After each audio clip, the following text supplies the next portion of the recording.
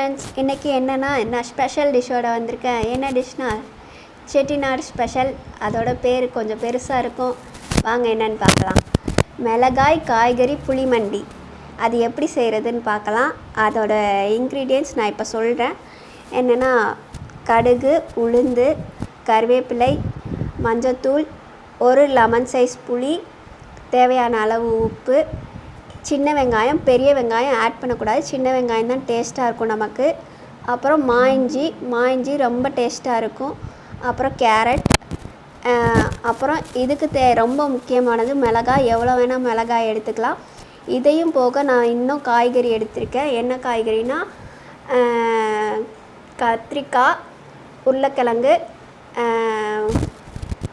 முருங்கைக்காய் எடுத்திருக்கேன். இது இல்லாமல் இன்னும் நிறையா காய்கறி எடுத்துக்கலாம். நீர் காய்கறி தவிர எல்லா காய்கறியும் எடுத்துக்கலாம். நீர் காய்கறிக்கு எக்ஸாம்பிள் சொல்லணுன்னா சொரக்காய், அந்த மாதிரி காய்கறி எடுக்கக்கூடாது. இதோட ரொம்ப ஸ்பெஷல் என்னன்னா அரிசி களைஞ்ச தண்ணி தான் இதுக்கு எடுத்துக்கணும். அரிசி களைஞ்ச தண்ணி ஃபஸ்ட்டு தண்ணிக்கு கீழே ஊற்றிடணும், செகண்ட் தண்ணி தான் நம்ம எடுத்துக்கணும். இதில் தான் நம்ம இந்த புளியை இதில் கரைச்சி ஊற்றணும். அதுதான் இன்னும் ரொம்ப டேஸ்ட். வாங்க எப்படி பண்ணலான்னு பார்க்கலாம். இப்போ 2 டேபிள் ஸ்பூன் ஆயில் ஊற்றிக்கலாம்.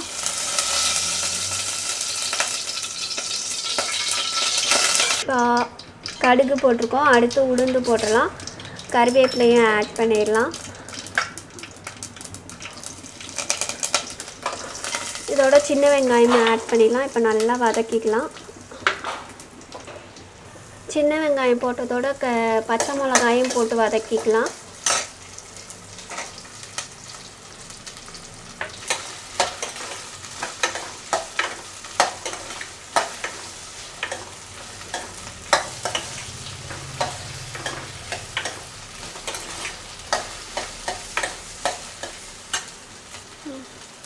அடுத்து கேரட் போட்டுடலாம்.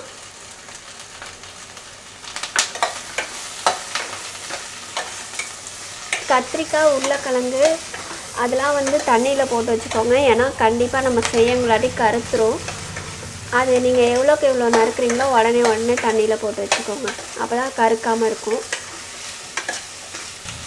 தேவையான அளவு கல்லுப்பு போட்டிருக்கோம். இப்போ நல்லா காய்கறி நல்லா வதங்கணும். பச்சை மிளகாயோட பச்சை வாடையெல்லாம் போகணும். அதுக்கப்புறம் அந்த கத்திரிக்காய், உருளைக்கிழங்குலாம் போட்டுக்கலாம். அது வரைக்கும் நம்ம நல்லா வதக்கிக்கலாம். இப்போ மஞ்சத்தூளும் ஆட் பண்ணிடலாம். கொஞ்சமாக மஞ்சத்தூள் எடுத்தால் போதும், நிறையா எடுக்க வேண்டாம். அடுத்து நம்ம மாயிஞ்சி போட்டுடலாம். மாயிஞ்சி நிறையா போட்டுக்கலாம். உங்களுக்கு எனக்கு கம்மியாக கிடச்சதா, அதனால நான் கம்மியாக போட்டிருக்கேன். அடுத்து நான் எல்லா காய்கறியும் சேர்த்துட்றேன். கத்திரிக்காய், உருளைக்கிழங்கு, முருங்கைக்காய் சேர்த்துருக்கேன்.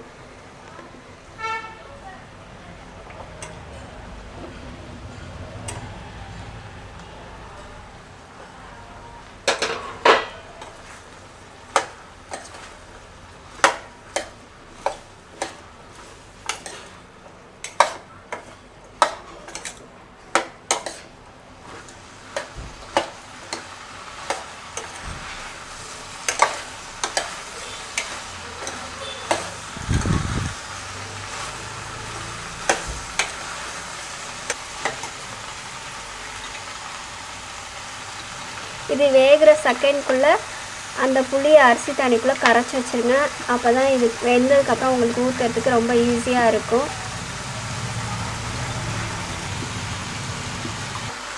இப்போ நல்லா காய்கறிலாம் வெந்துருச்சு ஃப்ரெண்ட்ஸ். அடுத்து அந்த அரிசி புளியும் கலந்த தண்ணியை ஊற்றிடலாம்.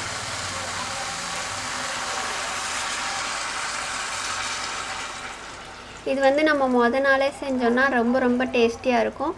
அன்றைக்கும் செஞ்சு சாப்பிடலாம். நீங்கள் ஆனால் மொதல் நாள் செஞ்சிங்கன்னா இன்னும் எக்ஸ்ட்ரா டேஸ்ட்டாக இருக்கும். நீங்கள் கொஞ்சம் மொதல் நாளே செஞ்சு டேஸ்ட் பண்ணி பாருங்கள்.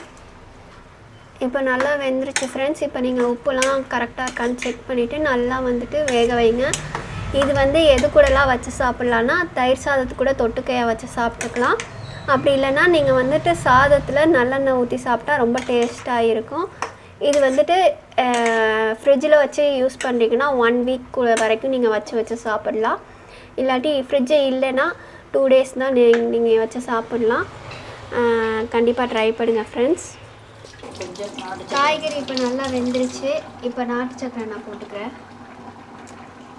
இப்போ நான் சாதத்துக்கு போட்டு சாப்பிட்ற மாதிரி நான் தண்ணியாக எடுத்துக்கிறேன். உங்களுக்கு வந்து தொட்டு சாப்பிட்ற மாதிரி வேணும்னா இன்னும் கிரேவியாக எடுத்துக்கலாம். இன்னும் நல்லா டேஸ்டியாக இருக்கும். கண்டிப்பாக சாப்பிட்டுட்டு எனக்கு கமெண்ட் பண்ணுங்கள். எல்லாத்துக்கும் ஷேர் பண்ணுங்கள், சப்ஸ்கிரைப் பண்ணுங்கள். கீர்த்தனா கிச்சனை மறக்காமல் பெல் பட்டன் தட்டிக்கோங்க. மற்ற எல்லாருக்குமே ஷேர் பண்ணுங்கள். நாளைக்கு புது வீடியோவோட பார்க்கலாம். பாய்.